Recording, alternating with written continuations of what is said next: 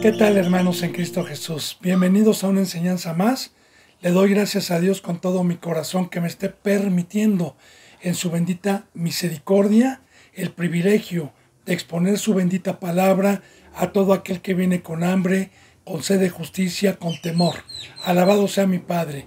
Así me pongo a los pies de Cristo Jesús, me pongo a los pies de Dios con todo temor reverente, ya habiéndole pedido, ya habiéndole rogado que me permita en esta hora ser un instrumento, que me permita ser un portador de su bendita palabra para que toque corazones. Yo he pedido por todos los suscriptores, por todos los seguidores, por todos los que daban un seguimiento y ya no lo dan, por todos los que estén predestinados para escuchar esta bendita palabra, ya sea por este medio o por cualquier otro medio e instrumento santo escogido por Dios, para que dé un fruto de vida. Son los deseos de Dios por medio de este su siervo.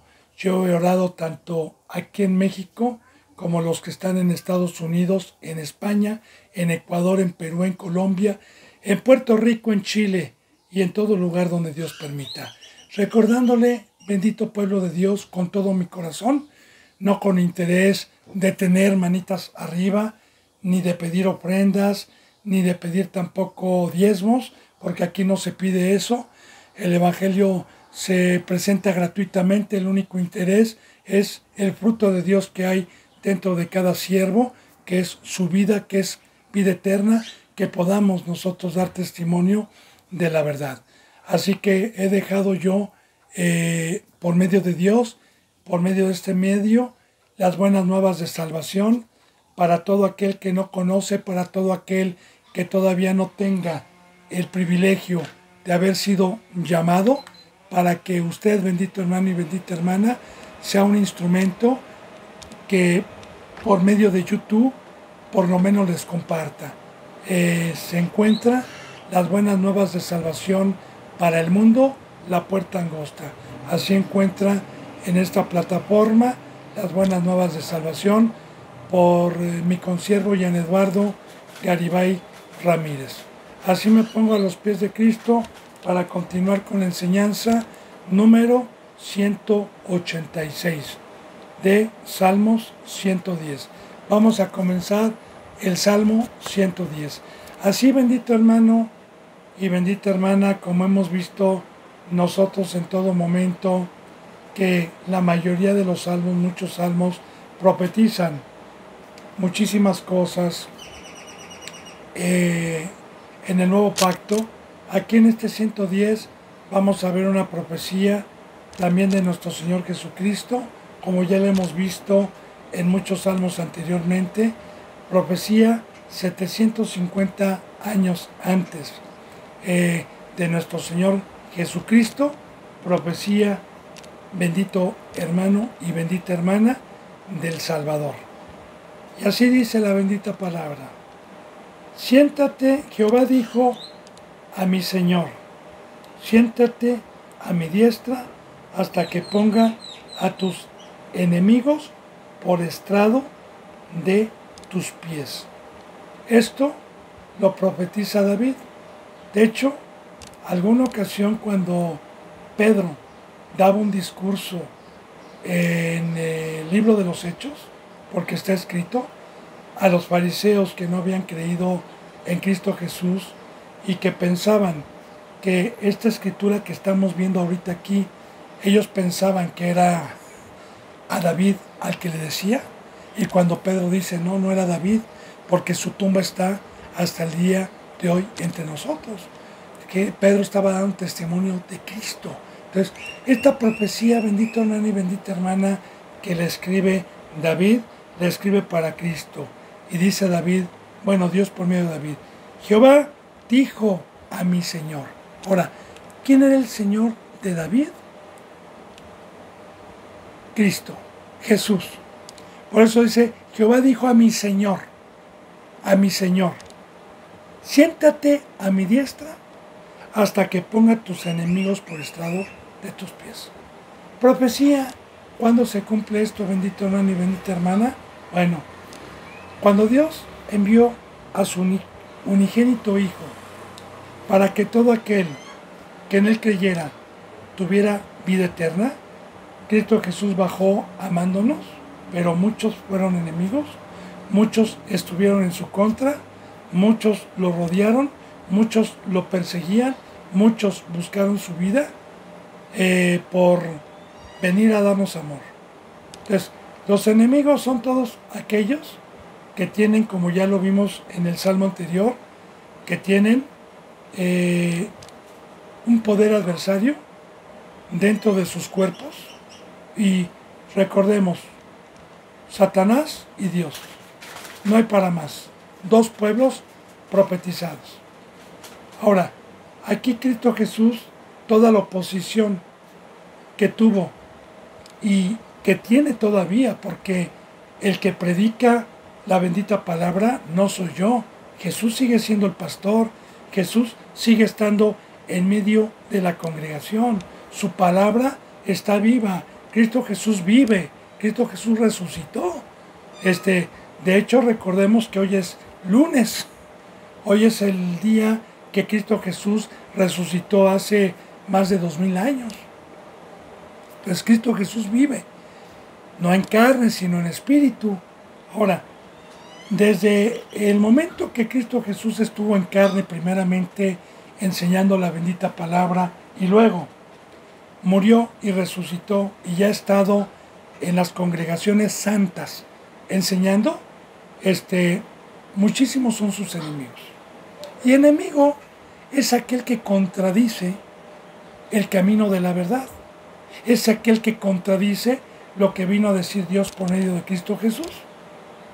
Por andar en la carne, por la avaricia, la codicia, etc. Entonces, aquí, bendito hermano y bendita hermana, esta profecía de Dios para nuestro Señor Jesucristo proféticamente todavía no se cumple. Ya se sentó a la diestra, eso ya se cumplió.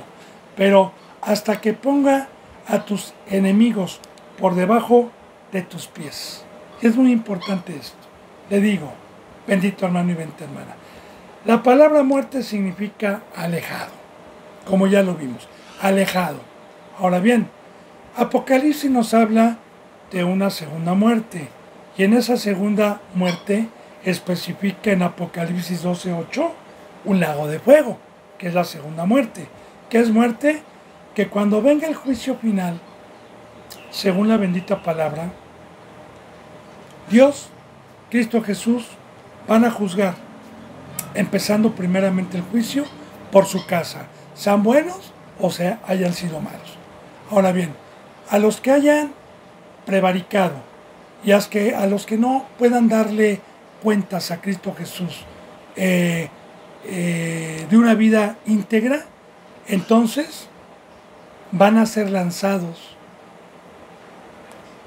Vida eterna, lago de fuego, claro, es una distancia enorme, lo más profundo del universo, y eso es por debajo de sus pies. Y bienaventurado aquel que cuando Cristo Jesús juzgue, estemos al lado de Él como Jesús está al lado de su Padre. Y que nosotros estemos con Dios y estemos arriba. Porque todos los que van a estar debajo de los pies de Cristo Jesús no son sus amigos, no son sus ovejas, no es su familia, no son los que nos dedicamos a serle fiel y los que nos dedicamos a amarle. Van a ser a todos aquellos que se opusieron al consejo, a la verdad del camino que lleva a la vida eterna, a Cristo Jesús. Porque ayer veíamos que primeramente Cristo Jesús fue vituperado, fue perseguido, fue todo, pero que también, bendito hermano y bendita hermana, proféticamente a todo el que lo sigue, también hemos recibido ese fruto, de igual manera. Entonces, yo le decía ayer que todos los que son mis enemigos, no son porque les caiga gordo, por mi nariz, por mis ojos, no, es porque predico la verdad, es porque predico la cruz, es porque predico y quitamos el fundamento de Satanás y el engaño, y muchos se enojan porque les estamos quitando su negocio. Les estamos quitando su fuente de avaricia, de codicia. Y mucha gente, bueno, anteriormente la hemos arrebatado para la verdad. Entonces, son nuestros enemigos. Todo aquel que se levanta en contra del Evangelio, en contra de Cristo Jesús, son enemigos. Y todos ellos van y son enemigos de Cristo, porque nosotros somos el cuerpo de Cristo el día de hoy. Entonces, aquí está profetizando, bendito hermano y bendita hermana, Apocalipsis está profetizando el día del juicio, que viene en Apocalipsis 21 y 22, el gran juicio del trono blanco. Por estrado de tus pies, dice, Jesús enviará desde Sión la vara de tu poder, domina en medio de tus enemigos. Bueno, esta vara, bendito hermano y bendita hermana, porque habla con simbolismo siempre Dios. Dios enviará desde Sión la vara de tu poder y domina en medio de tus enemigos. Otra vez, Cristo Jesús. ¿Pero qué es la vara?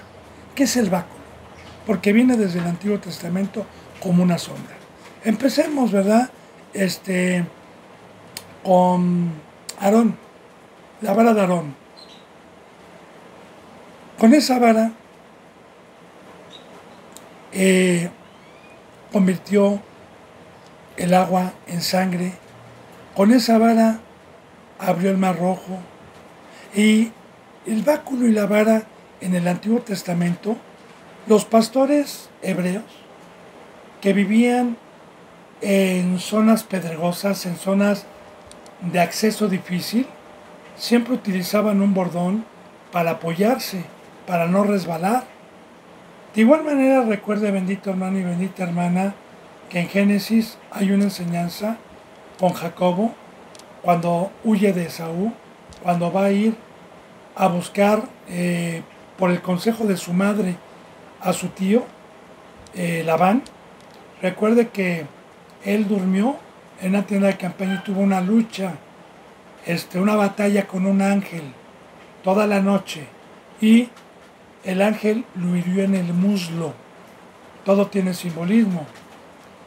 La parte más fuerte del cuerpo humano, el músculo más fuerte es el muslo de la pierna. De hecho, es más fuerte que los brazos, que el músculo que tenemos en los brazos. Yo, si quiero jugar, por ejemplo, unas fuercitas con alguien que ponga su pierna, pues tiene más fuerza la pierna que el brazo. Entonces, ¿qué representa que en el Antiguo Testamento Jacobo, que había sido un hombre escogido por Dios, un ángel, haya peleado toda la noche y le haya herido el muslo? Representa, bendito hermano y bendita hermana, que nosotros no es por obras, no es por nuestra fuerza, por lo que vamos a caminar este camino que Cristo Jesús nos trajo. No podemos. Nosotros somos cojos sin Dios. Nosotros no podemos caminar sin Dios. Nosotros necesitamos el báculo que hoy es el Espíritu Santo para que lo cojo no se salga del camino. El báculo del Antiguo Testamento proféticamente representa hoy la presencia y el Espíritu Santo para poder estar firmes, para poder caminar rectamente. Eso es lo que representa. Por eso, aquí primeramente Cristo Jesús recibió el bautizo en el Jordán. ¿Y qué recibió en el Jordán? Descendió como una paloma el Espíritu Santo y lo recibió Cristo Jesús. Y se oyó una voz que dijo: este es mi Hijo amado, en quien yo tengo complacencia.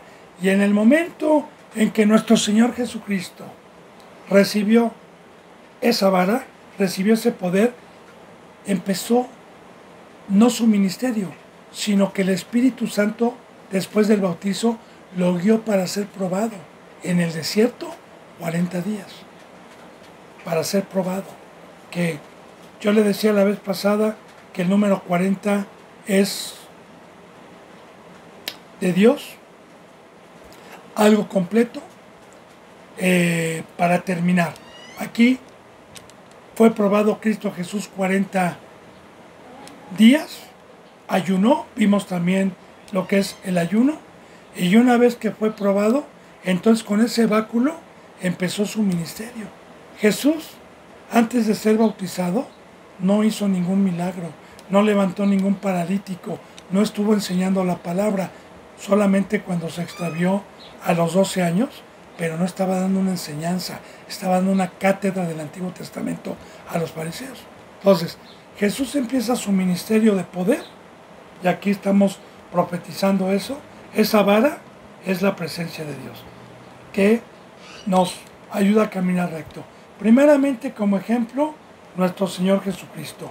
Por eso dice, Jehová enviará desde Sión. Ahora, ¿de qué Sión habla? Mire, es un monte, el monte de Sión. Todo Jerusalén terrenal, quiero decirle que la Biblia dice que es una imagen de lo que hay allá arriba. Ese monte de Sión que está en Jerusalén, está allá arriba, pero es el verdadero. ¿En dónde dice eso? Una de las citas bíblicas es en Hebreos, en donde dice así: ustedes se han acercado al monte que no se puede palpar, se han acercado a la ciudad celestial. Efesios 1 dice que nosotros fuimos sacados del mundo, de abajo de lo terrenal, y se nos sentó en los lugares celestiales.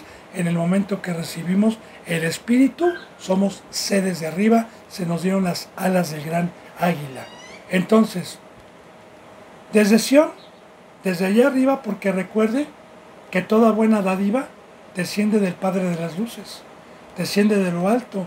Aquí abajo no podemos encontrar esa vara, no podemos encontrar ese poder, que la palabra nos dice que no es por obras, que es por fe, mediante el poder y el fuego que Dios envió por medio de Cristo Jesús. Pero aquí está profetizando a Cristo, bien. Jehová enviará desde Sión la vara. Fue cuando descendió el Espíritu Santo de tu poder. Ahora, si Cristo Jesús venció a Satanás, fue por la vara, fue por la presencia de Dios. No fue por obras, fue porque tuvo a su Padre. Y así, entonces podemos entender por qué nuestro Señor Jesucristo dijo: yo soy el camino, la verdad y la vida. ¿Cuál es el camino? Cristo Jesús, antes de empezar su ministerio, se bautizó, como diciéndonos: esta es la entrada al reino de los cielos. Luego fue probado en el desierto 40 días, el discipulado. Nosotros vamos a ser también enseñados y probados para poder llegar a tener un ministerio, y empezar un ministerio, pero mediante el poder de Dios. Y también vencer a Satanás en la cruz, estar juntamente crucificado con Cristo en la cruz, por esa vara, por ese poder, el cual en el Antiguo Testamento abrió el Mar Rojo. De igual manera, el que abre el Mar Rojo, que es el mundo el día de hoy, es la vara, es el poder, es el Espíritu Santo. Pero primeramente con Cristo. Enviará Dios desde Sión la vara de tu poder. Ahora fíjese, domina en medio de tus enemigos, domina. La palabra dominar es vencer. Y recuerden, bajo mis pies, Satanás está bajo mis pies. Que Cristo Jesús nos sacó, nos trajo la victoria, y con el poder de Dios, con la vara de Dios, nosotros podemos hacer frente a Satanás y a todos sus demonios. Recuerde la bendita palabra que dice en Efesios, que nosotros no tenemos lucha contra sangre ni carne. De hecho, nos habla de una armadura. Pónganse la armadura en el día malo, el yelmo, la coraza, el escudo, la espada, el calzado del Evangelio. Dice, usen, porque no tenemos lucha contra sangre y carne, sino contra principados, contra huéspedes, contra gobernantes, contra Satanás. Entonces, aquí estamos, bendito hermano y bendita hermana, que ese bendito poder, esa armadura que nos deja Dios espiritualmente, porque el yelmo es mediante el Espíritu Santo, es en todo momento estar pensando en la salvación. La coraza es de la fe, el creer que tengo a Dios dentro de mí, el creer que si Dios conmigo, ¿quién contra mí? El escudo de la fe, perdón, el escudo de la fe. La coraza de justicia, porque yo puedo practicar los mandamientos y no voy a pecar si tengo a Dios adentro. Estamos viendo la vara. Por eso, bendito hermano y bendita hermana, si Dios conmigo, ¿quién contra mí?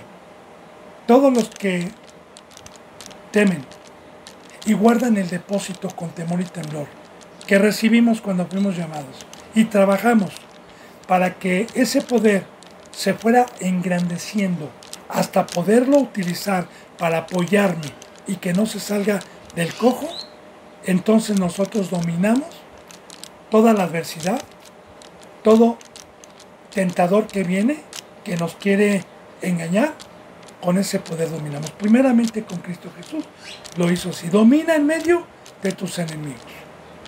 Dice en el 3, tu pueblo se te ofrecerá voluntariamente en el día de tu poder, en la hermosura de la santidad.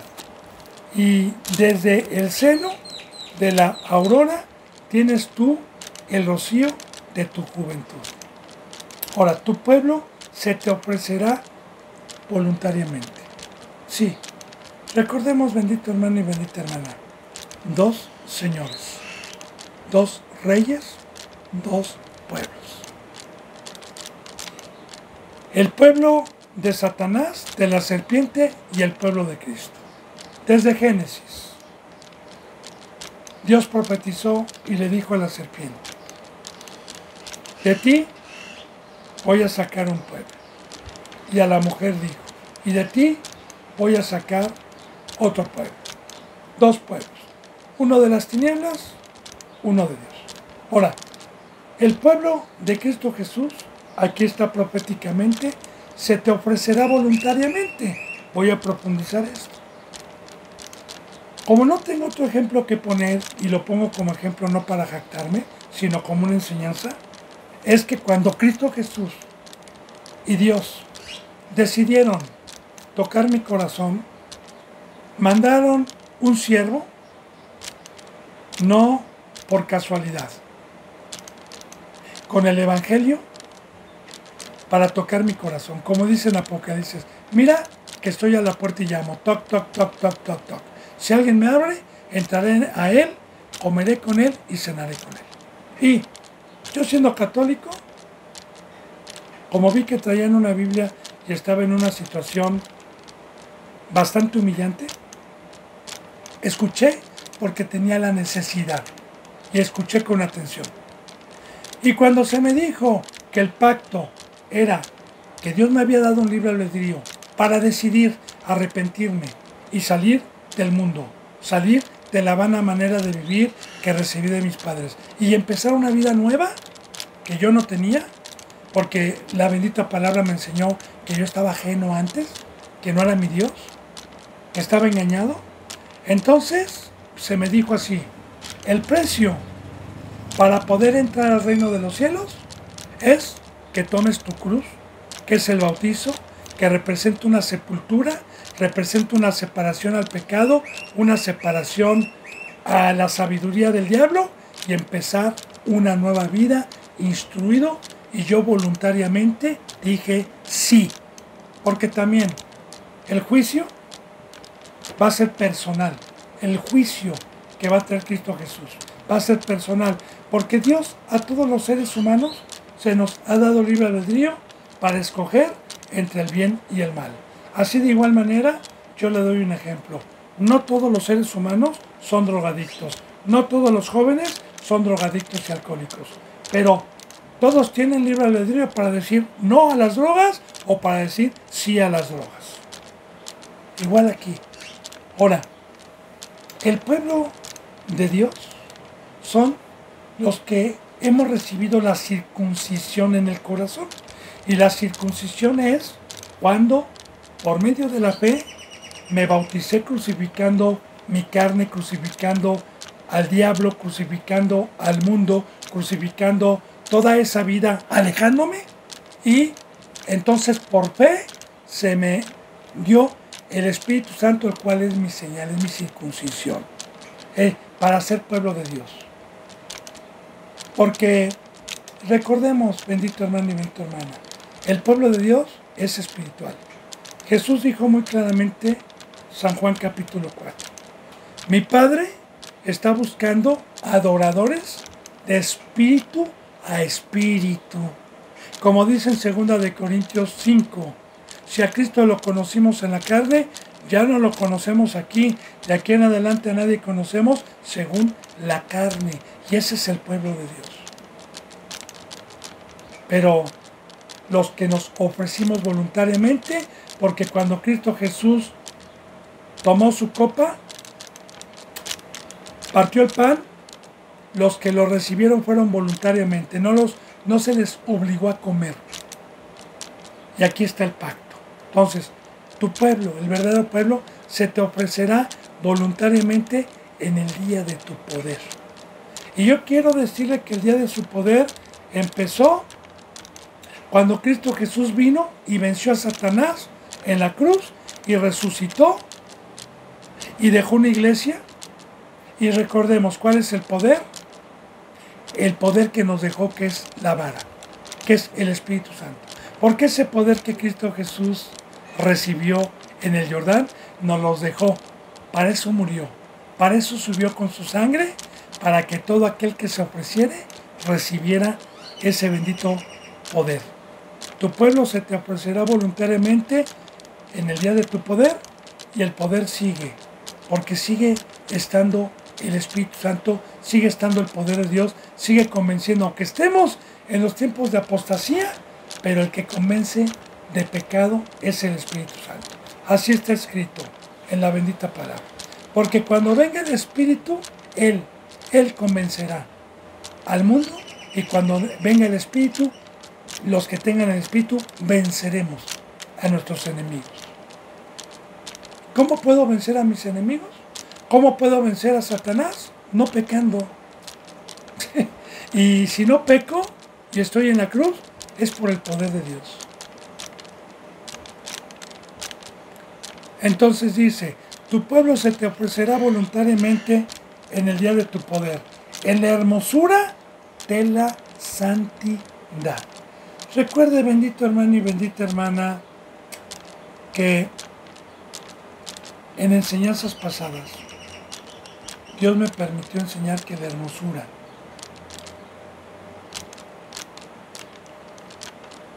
de un ser humano para con Dios no son ojos azules, no es una nariz respingada, no es el color de la piel. Dios no es racista. La hermosura para Dios es, oiga, la santidad. La santidad. Por eso yo le decía que Moisés le vio un niño hermoso, que David fue hermoso. Y aquí dice también, Cristo Jesús fue hermoso para Dios. Y de igual manera, el pueblo que nos ofrecemos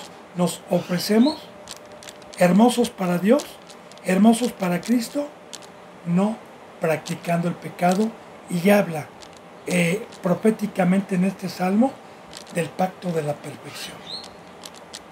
Porque en el primer pacto no fue de hermosura, no fue de perfección, porque la sangre y los sacrificios de los machos cabríos, que fueron una sombra y una preparación para que llegara lo verdadero, no pudieron traer el báculo, no pudieron traer la vara, no pudieron traer el poder de Dios dentro del ser humano para no practicar el pecado.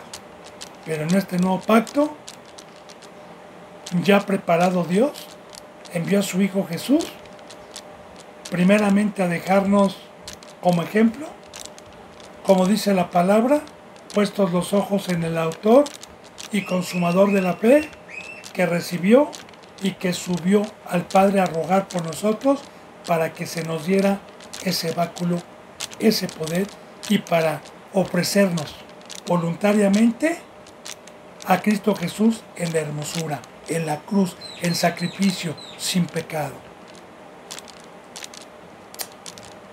Entonces dice, tu pueblo se te ofrecerá voluntariamente en el día de tu poder, en la hermosura de la santidad. Desde el seno de la aurora tienes tú el rocío de tu juventud. Y ahí está, desde el seno, ya profetizando la aurora de la luz, ya profetizando. Dios, desde antes de la fundación del mundo, ya había escogido a Cristo Jesús. Desde antes de la aurora, desde el seno, como primogénito, ya lo había escogido a Cristo Jesús para que viniera. Tú tienes el rocío de tu juventud. El rocío. ¿Qué representa simbólicamente la juventud? Pues el vigor, la fuerza. Y efectivamente el Espíritu Santo representa la fuerza para vencer. Un joven, los boxeadores que practican ese deporte y que son reconocidos a nivel mundial, son jóvenes, no son viejos. Ya a los 35, 40 años ya no se suben al ring, ya no rinden igual que un joven de 19, 20, 22, 25 años que están en su pleno apogeo. Entonces, simbólicamente, la juventud representa el poder y efectivamente la vara. Efectivamente, Cristo Jesús nos trajo fuerzas para pelear contra Satanás, sin importar la edad física, no importa, sino el poder y la vara que nos dejó Dios. Dice en el versículo 4, juró Jehová y no se arrepentirá. Tú eres sacerdote para siempre según el orden de Melquisedec. Voy a tener que hacer un poquito de pausa para profundizar y poder entender por qué Jehová juró. Y el juramento de Jehová es que se cumple, que Cristo Jesús iba a ser sacerdote para siempre según el orden de Melquisedec. Entonces voy a profundizar. Empecemos primeramente con Melquisedec, donde aparece este personaje. Aparece en Génesis, en los tiempos de Abraham, de Lot, de Sodoma y de Gomorra. Cuando 6 reyes vinieron a tomar a los 2 reyes de Sodoma y Gomorra y otros 3 reyes de las ciudades vecinas y se los llevaron cautivos, y dentro de los cautivos iban los reyes de esas 5 ciudades y iba Lot. Y Abraham escuchó que Lot lo llevaban cautivo y Abraham juntó a su gente para ir al rescate de Lot y también de los reyes de aquellas ciudades. Con el favor de Dios, claro. Cuando Abraham fue y mediante el poder de Dios rescató y venció a esos 6 reyes y rescató a Lot y a esos 5 reyes y regresó a una ciudad, Abraham venía cargado de riquezas de los otros reyes y se encontró en el camino a un ser llamado Melquisedec que aparece en la Biblia y lo describe así la Biblia. Un ser que no tiene genealogía aquí en el planeta Tierra. Porque si usted se da cuenta, cada que leemos la bendita palabra, cuando habla de David y de Samuel, siempre habla de la descendencia de la cual proceden. Siempre habla de sus padres y de sus padres, ¿verdad? Hijo de fulano de la tribu de tal, siempre, siempre, siempre. Pero Melquisedec cuando aparece sin genealogía. Entonces, Melquisedec, según también ya concordando con Hebreos, es Cristo Jesús que estuvo como una imagen verdadera, en todo el Antiguo Testamento desde que entró el pecado, pero no preparado todavía, o más bien, Dios todavía no llegaba el tiempo para que viniera a traer la salvación.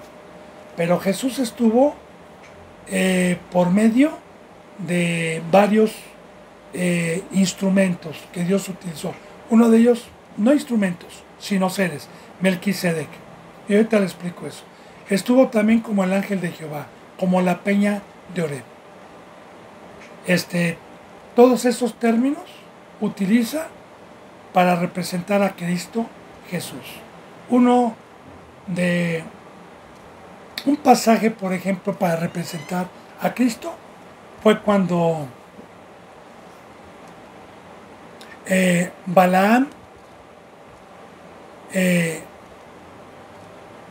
ese profeta pecó, y cuando una muda bestia de carga lo hizo hablar y vio un ángel desenvainado, era Cristo Jesús, que lo iba a matar, pero la mula paró su locura. Pero ahorita no me voy a meter en ese tema. Nada más le estoy diciendo, cuando en el Antiguo Testamento viene el ángel del Señor, representa a Cristo en el Antiguo Testamento, el ángel del Señor. Y Melquisedec también. Ahora, Melquisedec también nos da sabiduría a Dios, porque Abraham, viniendo de vencer a los reyes, no había nadie mayor en el planeta Tierra que Abraham, porque fue el primer hombre que Dios escogió y lo circuncidó. No había un jerarca arriba de Abraham como ser humano más que Dios, y Abraham era el mayor. Ahora, dice que cuando Abraham vio a Melquisedec, le entregó los diezmos de todo lo que traía, y la palabra nos enseña que el que diezma, le diezma a alguien mayor que él. Por decir, los discípulos, los que están enseñados por una iglesia crucificada y verdadera de Cristo, son los que reciben los diezmos, y el menor es el discípulo, el mayor es el que ya alcanzó una estatura para poder dar lo que recibimos por gracia. Así lo dice la palabra, que el menor bendice al mayor. De hecho, yo, como siervo de Dios, sigo diezmando al mayor, que es a Cristo Jesús. Lo sigo haciendo, porque yo tengo y siempre va a haber alguien mayor. Entonces, Abraham le diezmó a Melquisedec. También se da testimonio en la Biblia que Melquisedec era el rey de Shalem en aquel entonces, Shalem, que significa tierra de paz, ya profetizando Jerusalén, cuando todavía no era tierra de los cananeos, cuando todavía no era tierra de los hebreos, cuando todavía no habían adquirido esa herencia, esa tierra donde emana leche y miel. Ahí se le presentó Melquisedec. Entonces, bendito hermano y bendita hermana, aquí está profetizando, fíjate bien, lo que dijo Cristo sobre esto. Y vamos a ver también de los sacerdotes, porque le dije, ¿qué significa los sacerdotes? Jehová juró y no se rebeló. Tú eres sacerdote para siempre, según el orden de Melquisedec. Ahora, según el orden, primero el antiguo pacto y luego el nuevo pacto. ¿Qué pasó en el antiguo pacto y dónde empieza el sacerdocio en el antiguo pacto? El sacerdocio de Dios empieza después de que Dios liberta al pueblo hebreo de Egipto. Entonces Dios en el desierto constituye a un linaje de los 12 hijos de Jacob, o de los 12 patriarcas. Escoge a una tribu llamada Leví, y la escoge para que sean sumos sacerdotes y sacerdotes para su casa. De hecho, el primer sacerdote bíblicamente fue Aarón, y de ahí toda la descendencia de Aarón, hasta que llegó nuestro Señor Jesucristo. Ahora bien, ¿qué hacían los sumos sacerdotes? Porque vamos a hablar de los sumos sacerdotes, no de los sacerdotes, porque en Hebreos dice que Jesús es sumo sacerdote por siempre. ¿Qué hacían los sumos sacerdotes en el Antiguo Testamento? ¿Cuál era la sombra? ¿Cuál era la función por la cual Dios permitió esa sombra y esa enseñanza? Bueno, el sumo sacerdote era primeramente escogido por Dios de esa tribu.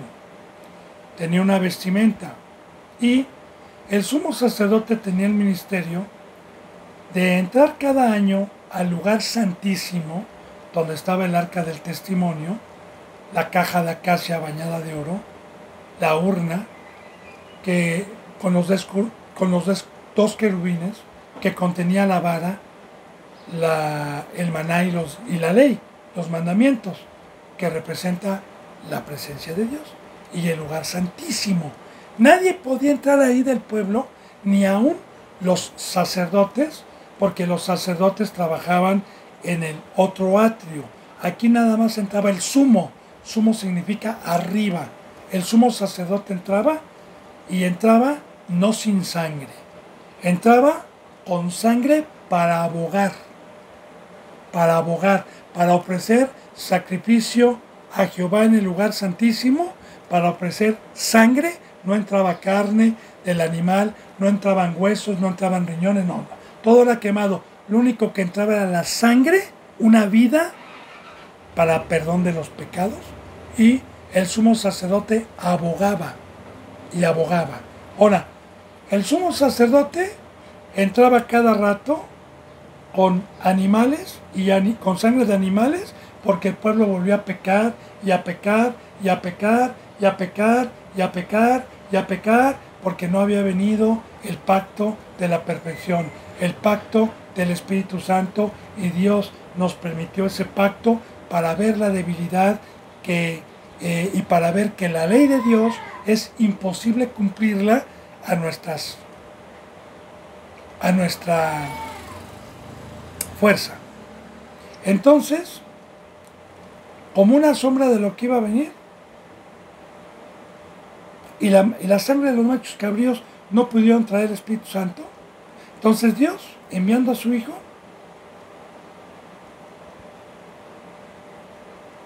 ya no como el sumo sacerdote del Antiguo Testamento, que tenía que ofrecer también por sus mismos pecados un animal propio, el sumo sacerdote, para poder entrar. Cristo Jesús ofreció a sí mismo. A sí mismo. Ahora, cuando Cristo Jesús muere en la cruz, se rasga el velo o la cortina que dividía el lugar santo del lugar santísimo, como diciendo, este pacto queda anulado. Y desde entonces, Cristo Jesús terminó con ese pacto, y Cristo Jesús jamás volvió a pedir sacrificios de animales para perdón de los pecados. Porque su sangre bastó, fíjese bien lo que le voy a decir, y eso lo dice en la Biblia. Bastó un solo sacrificio, uno, para quitar el pecado del mundo.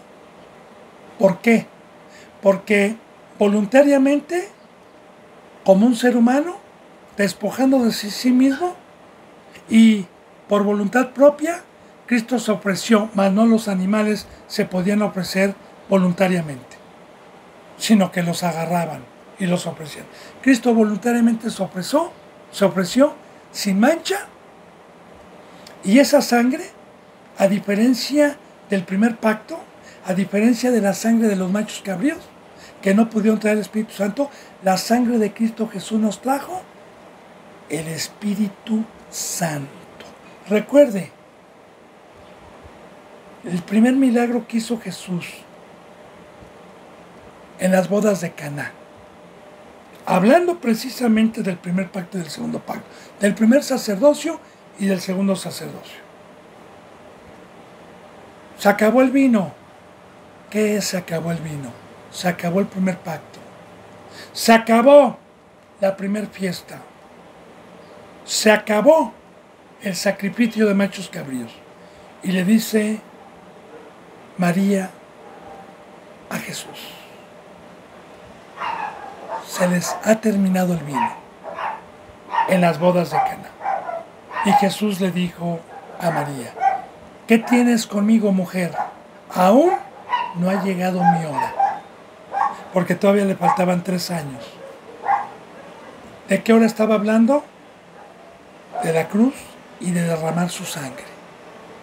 Pero proféticamente su madre le dijo a los siervos de Cristo: hagan todo lo que mi hijo les diga. Y fueron a las tinajas, 6 tinajas que se utilizaban como ritual de los cultos que hubo en el primer pacto terrenal, que eran santos y solamente los sacerdotes lo podían tocar. Ahí Cristo Jesús, a sus siervos que no eran sacerdotes, les dijo: toquen, y tocó, y convirtió el agua, que era la que se utilizaba en el primer pacto, la convirtió en vino. Ahora, el maestresala, cuando probó el vino, dijo: ¡oh! Todo hombre saca el mejor vino al principio de la fiesta, pero tú has hecho diferente, reservaste el mejor vino para el último. Hablando de la sangre y del sacrificio, porque el vino representa la sangre, y claro, en este pacto vino la perfección. Ahora, automáticamente Dios acaba con el primer sacerdocio, que morían y se tenía que levantar otro sacerdote, y moría y se tenía que levantar otro sacerdote, y moría y se tenía que levantar otro sacerdote, porque este sacerdote que Dios constituyó vive y es eterno y no muere. Por eso ya no hay más que un sumo sacerdote. Y este sumo sacerdote que Dios juró que sería sacerdote para siempre, entró al lugar verdadero, no al que era una sombra, no al que era un modelo, una imagen, sino entró al verdadero tabernáculo, en donde está el Dios Todopoderoso, no en una caja de acacia, sino donde está Dios. Y subió, no a ofrecer sangre de machos cabríos, como hacían los sumos sacerdotes aquí abajo, sino subió con su propia sangre al lugar santísimo donde está su Padre, a ofrecerle por todos los que nos arrepentimos voluntariamente,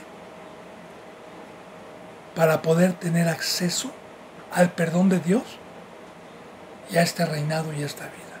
Alabado sea Dios.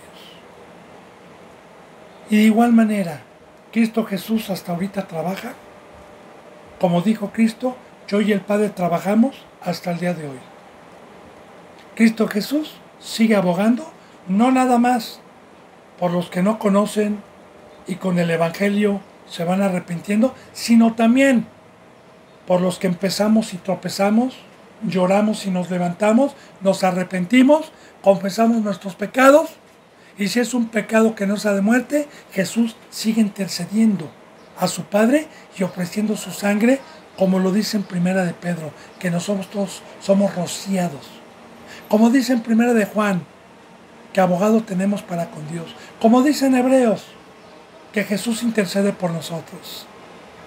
Amén. Y este sumo sacerdote tiene 2000 años trabajando en la presencia de Dios. Y nosotros hoy no somos sumos sacerdotes. Nosotros hoy somos sacerdotes que trabajamos en el otro atrio que hoy es la iglesia. Gloria a Dios, bendito hermano y bendita hermana. Qué profunda sabiduría de Dios, qué hermosura, qué profecías a los que tememos, a los que venimos con hambre. Ahora, juró Jehová y no se arrepentirá: tú eres sacerdote para siempre, según el orden de Melquisedec. Ya le expliqué quién es Melquisedec.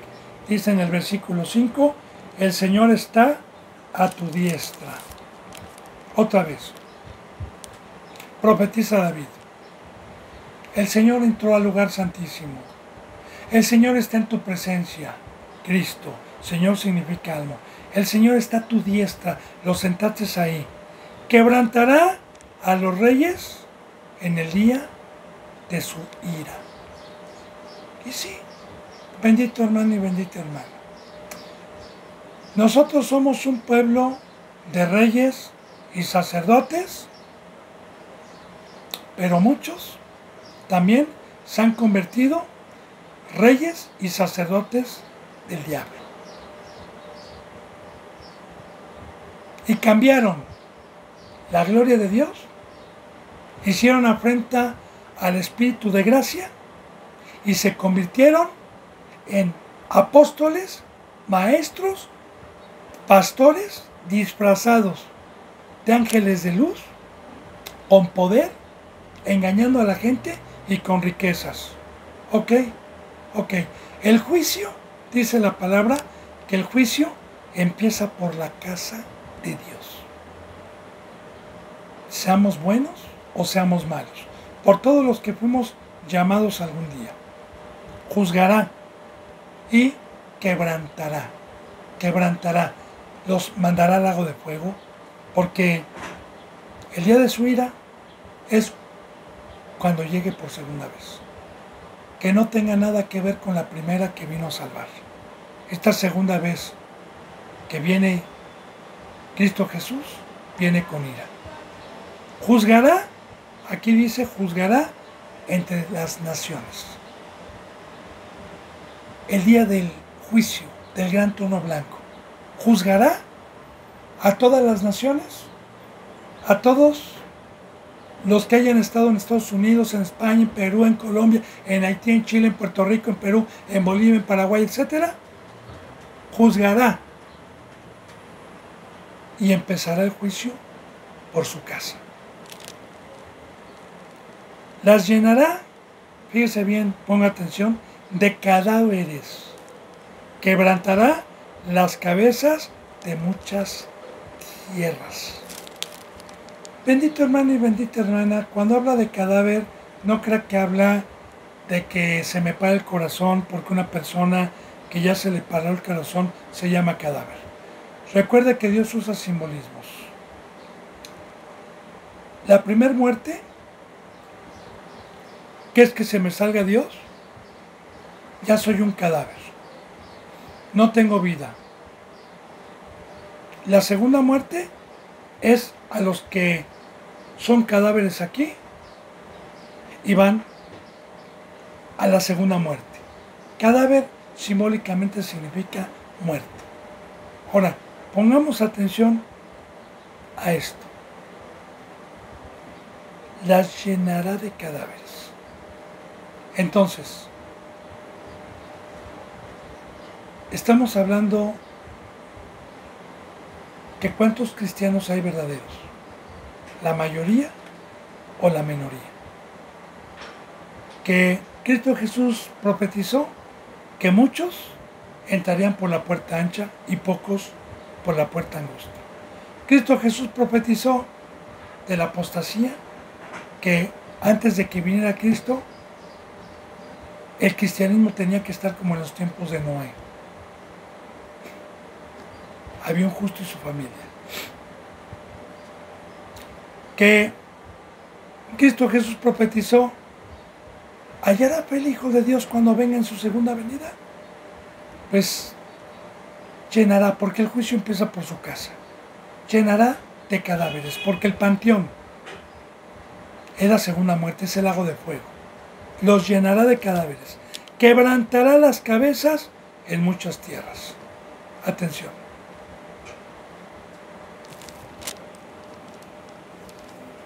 Si yo, bendito hermano y bendita hermana, no estuviera sujeto al 100% a esta ley, entonces lo que me haría no sujetarme a esta ley es un razonamiento de mi cabeza o una flecha incendiaria. Y ya no sería el cuerpo de Cristo. Porque cuando dice que la iglesia es el cuerpo de Cristo, es a los que tenemos por cabeza a Cristo Jesús. Y tener por cabeza a Cristo Jesús y que yo sea cuerpo Es que mi mano no tiene cerebro. Mis pies no tienen cerebro. Mis riñones no tienen cerebro. El cerebro y las órdenes para manejar mi cuerpo están aquí. Para manejar mi cuerpo.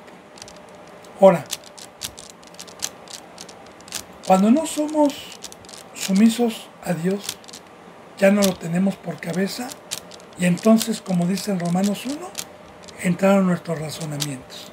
Nos entró el yo creo, el yo pienso, el árbol de la ciencia del bien y el mal.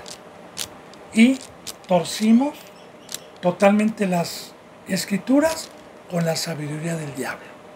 Bueno, pues esas cabezas, esa sabiduría, en aquel día, según la palabra de Dios, las va a quebrantar. Quebrantará las cabezas en muchas tierras, porque en muchas partes del mundo la sabiduría de Cristo ya no está. Dice en el 7, para terminar esta profecía, del arroyo beberá en el camino, por lo cual levantará la cabeza.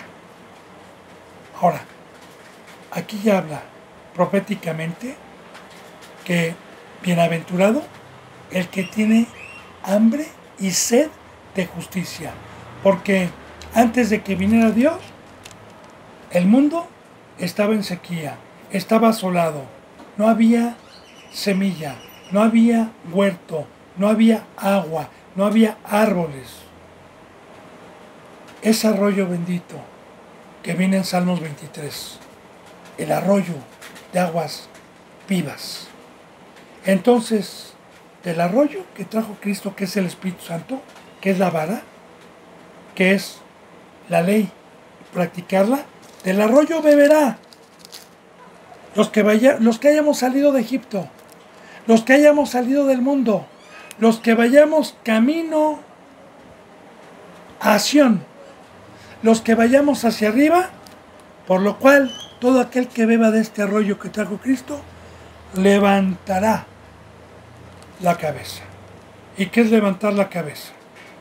¿Qué esta agua? Cuando yo no la tenía, mi cabeza estaba, por naturaleza, buscando las cosas de los abismos, las cosas de aquí abajo, las cosas terrenales. Pero una vez que bebí de esta agua, me hizo levantar la cabeza, como dice en Colosenses capítulo 3, versículos 1, 2 y 3. Si verdaderamente resucitaste, busca las cosas de arriba, donde está Cristo sentado a la diestra del Padre. Pon la mirada en las cosas que no se ven. Pero claro, para poder levantar mi cabeza necesito beber en el camino del arroyo que me da fuerza. Y recuerde, beber es que mediante el Espíritu Santo venga la palabra, la escuche y la haga. Ese es el comer y el beber. Bendito hermano y bendita hermana. Profecía cumplida. Amén. Tanto Cristo que está allá arriba, tanto las bendiciones que nos trajo. Bueno, bendito hermano y bendita hermana, vamos a empezar el Salmo 111. Terminamos el 110. Por eso, al saber todas estas cosas, como pueblo, todas estas riquezas que Dios nos mandó por medio de Jesús, no me queda más que decir, alabaré, alabaré, alabaré a Jehová con todo el corazón, en la compañía y congregación de los rectos. Alabaré. Recuerde, bendito hermano y bendita hermana, la palabra alabar, la palabra adorar, es una obediencia total al Señor. Eso es alabar, eso es adorar. Ahora, alabaré a Jehová. ¿Y qué es alabar a Jehová? Con todo el corazón, pongamos atención. Dejar todos los malditos dioses, todos los ídolos que trajo Satanás, y que me quitan el tiempo para poder consagrar mi vida, para ser santo, para cumplir con el pacto de que fui comprado a un precio muy alto y ser esclavo de Dios, es cuando dejé todos mis dioses. Ahora, alabaré a Jehová con todo mi corazón. ¿Cuál es el primer mandamiento? Amarás a tu Dios con todo tu corazón. ¿Qué representa el corazón? Le he dicho, bendito hermano, un órgano que bombea la sangre a mi cuerpo, y este órgano que yo tengo no está dándole sangre al vecino, no está dándole sangre al piso, no, se lo está dando a mi cuerpo. De igual manera, hay un cuerpo que es la congregación, que es Cristo Jesús, en el cual debo de trabajar, en el cual mi corazón mi vida, mi tiempo, debe de estar totalmente repartido en el cuerpo de Cristo, en la obra de Dios.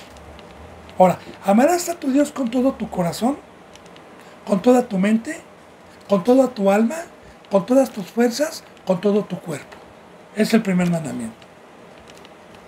Y para ello necesito la cruz. Para ello necesito decirle a Dios, a cualquier Dios que me aparte de este mandamiento. Entonces, si hemos, bendito hermano y bendita hermana, comprendido el amor de Dios, lo que nos trajo Dios, lo que nos trajo Cristo en este nuevo pacto, la fidelidad, la conveniencia, voy a hablar ya por conveniencia. La conveniencia es adorar a Dios y dejar de adorar al diablo, que nos engaña.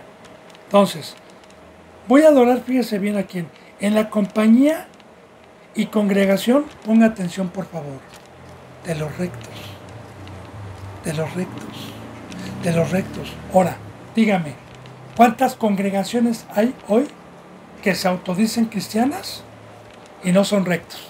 Y que dicen, es que Jesús vino por pecadores, es que el hermano es legalista, no, es que la perfección no, es que la rectitud no, ok.